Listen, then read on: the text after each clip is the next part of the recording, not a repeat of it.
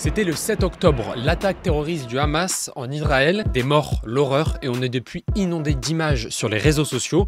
Complément d'enquête s'est penché sur les images de la guerre. C'est diffusé ce jeudi à 23 h sur France 2 dans la guerre de l'info. On a pu voir l'émission et on voulait en parler. Salut à tous et bienvenue dans C'est quoi l'info ?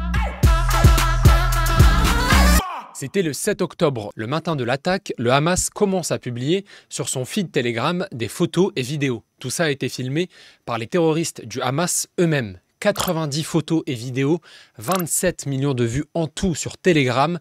C'est le début de la guerre des images. Comme on le voit ici sur ces images, certains filment à l'iPhone, d'autres à la caméra. Avant de partir au combat, ils embarquent avec eux des caméras pour documenter ce qui se passe et se servir des images. Donc rien n'est laissé au hasard, tout ça a bien été préparé. Sur ces images récupérées par l'armée israélienne, on voit les terroristes essayer la caméra. Israël a payé YouTube pour diffuser ses vidéos de communication. Vous savez, c'est les spots qui passent avant les vidéos qu'on choisit de regarder. C'est ce qu'on appelle des spots de pré-roll. Dans une vidéo produite par le ministère israélien des Affaires étrangères, on peut par exemple voir les visages des victimes israéliennes du 7 octobre. Dans une autre vidéo, on voit clairement les images dramatiques de l'attaque. Ces spots avant les vidéos, ça a forcément un prix. Un coup de com' à 2 millions d'euros qui a choqué de nombreuses personnes. D'où il y a des pubs pro-Israël qui popent en plein milieu des vidéos YouTube. C'est un putain de scandale, c'est quoi cette propagande-là? C'est une dinguerie YouTube.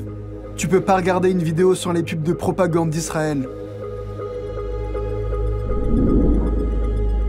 La cible peut être assez jeune, ça n'a rien à foutre là.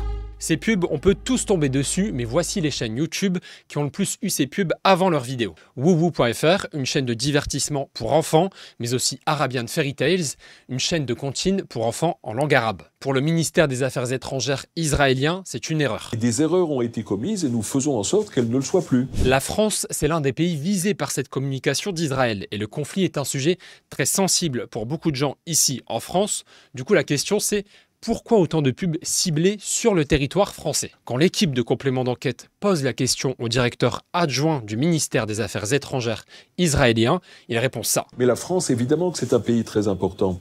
C'est une population musulmane assez importante, qui constitue plus que 10% de la population.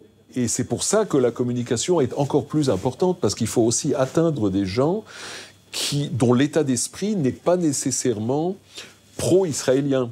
Des gens qui ont, de par leur religion ou leur culture, une certaine sensibilité envers les Palestiniens, chose que je respecte et que je comprends parfaitement, mais en leur disant, écoutez, il y a aussi un autre message et ça vaut la peine de l'entendre. Après l'attaque terroriste du 7 octobre, les stars devaient prendre position. De Kylie Jenner et sa story supprimée de soutien à Israël, en passant par les commentaires incitant toutes les personnalités un peu connues à donner leur avis, c'était la question: qu'en pensent les stars? Là aussi, des fakes ont circulé. La mannequin Bella Hadid, connue pour défendre la cause palestinienne, prend alors la parole pour Israël, 30 millions de vues. And I stand with Israel against terror. Mais tout ça, c'est bidon, complètement faux. Jamais elle n'a prononcé ces mots. C'est ce musicien, Yishai Raziel, à Tel Aviv, qui a fabriqué cette fausse vidéo grâce à l'intelligence artificielle, et il assume totalement. Voici à quoi ressemble une session de synthèse vocale. Ça, c'est le discours original. On a 35 minutes de Bella Hadid en train de parler. Je charge ça dans le logiciel qui apprend le ton de sa voix. Et ensuite, je peux lui faire dire tout ce que je veux. Hi, it's Bella Hadid. On October 7th, 2023, Israel faced a tragic attack by Hamas. I can't stay silent.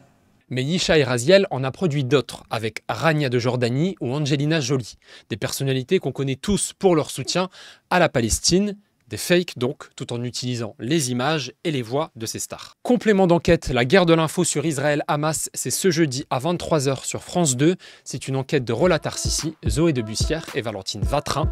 Merci à elles et merci à tous d'avoir regardé la vidéo. On se retrouve très vite pour un nouveau C'est quoi l'info. Salut, salut!